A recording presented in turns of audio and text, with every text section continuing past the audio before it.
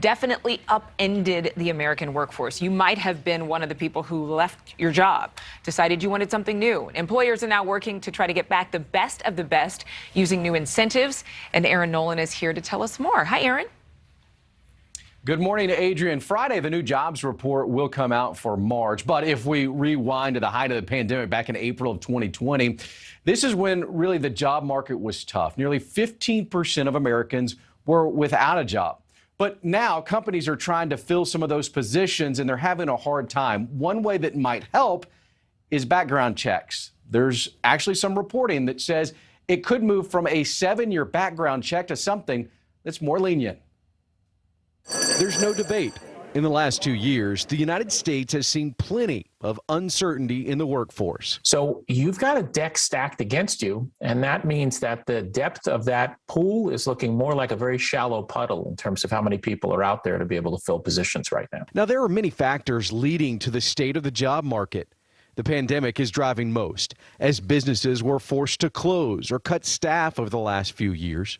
David Lewis, CEO of Operations Inc., tells us the workforce is evolving from senior citizens retiring or feeling unsafe to the young professionals moving towards starting their own business. But a lot of things have happened in those 2 years. You have a lot of people whose priorities have changed. Also changing are businesses and hiring practices.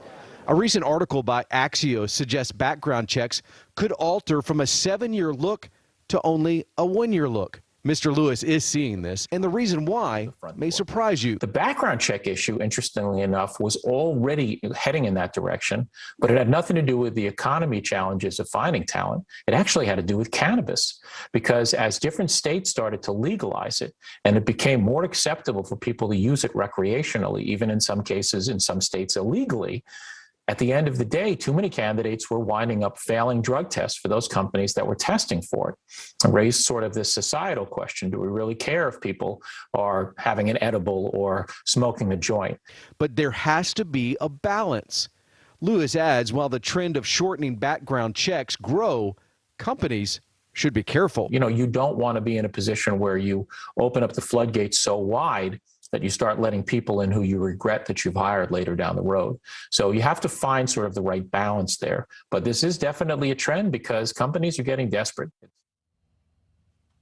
One more thing that's interesting about that Axios reporting is the thought process that companies could employ continuous checking.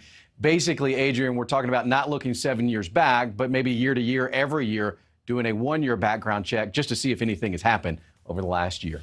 Back to you. All right, changing landscape. Thank you so much. Still ahead. Thank you so much for watching. Make sure to click on the red subscribe button below so you can get more of NewsNation's fact-driven, unbiased coverage.